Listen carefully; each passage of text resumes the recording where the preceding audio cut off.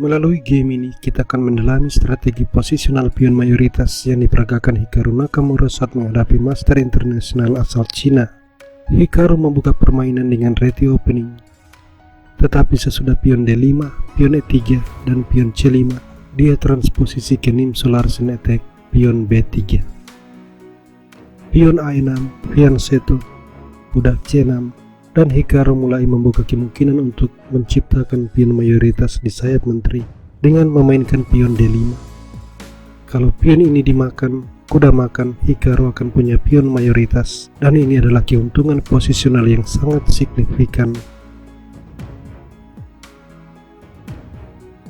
Hitam tidak makan pion, dia melangkah pion E6. Di sini Anda mungkin berpikir Hikaru akan makan pion, membuat dirinya punya pion mayoritas. Sama sekali tidak, karena hal ini akan membantu hitam mengembangkan gajah setelah gajah makan pion. Maka Hikaru tidak makan pion.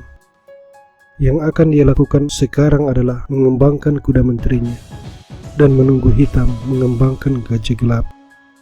Baru setelah itu dia akan makan pion, membuat gajah makan pion dan gajah membuang-buang waktu. Jadi Hikaru mengembangkan kuda menteri, tapi pertanyaannya kemana kuda ini harus diletakkan? Kalau Anda punya gajah pion C1 seperti ini, mengembangkan kuda ke petak natural C3 adalah kesalahan, karena hitam akan menukar pion, kuda makan, kuda ditukar, pion makan, dan aktivitas gajah pion C1 tertutup pion. Sebab itu Hikaru mengembangkan kuda ke D2. Kuda raja berkembang, gajah D3, dan hitam akhirnya mengeluarkan gajah gelap ke D6. Barulah sekarang Hikaru memakan pion, gajah makan, dan Anda bisa melihat bahwa gajah membuang 2 tempi untuk memakan pion. Pertama dia ke D6 dan kemudian memakan pion. Sekarang Anda melihat Hikaru sudah punya pion mayoritas, tapi meski begitu keuntungan ini belum benar-benar efektif, karena hitam memiliki pion sentral yang menghalangi ekspansi pion mayoritas. Jadi Hikaru mendorong pion, menawar pertukaran. Hitam menerima, kuda makan, gajah makan, dan Hikaru punya pion mayoritas utuh.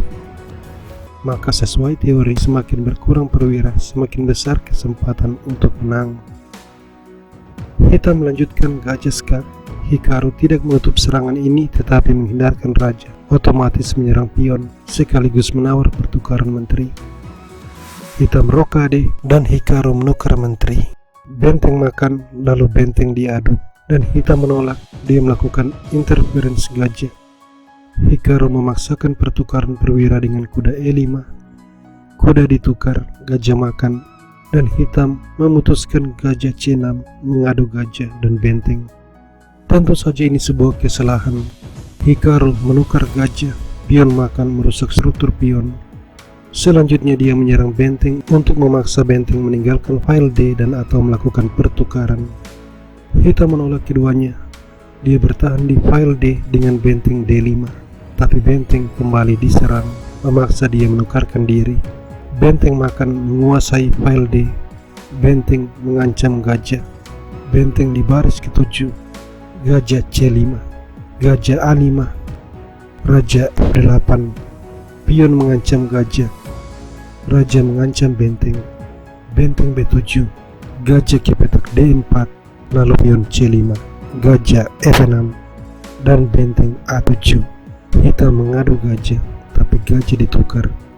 Benteng makan pion, benteng D4, pion A3, raja D7. Kemudian benteng skak memaksa raja mundur, lalu benteng menyerang pion C. Hitam menyerah sebab Hikaru akan memiliki 3 pion bebas.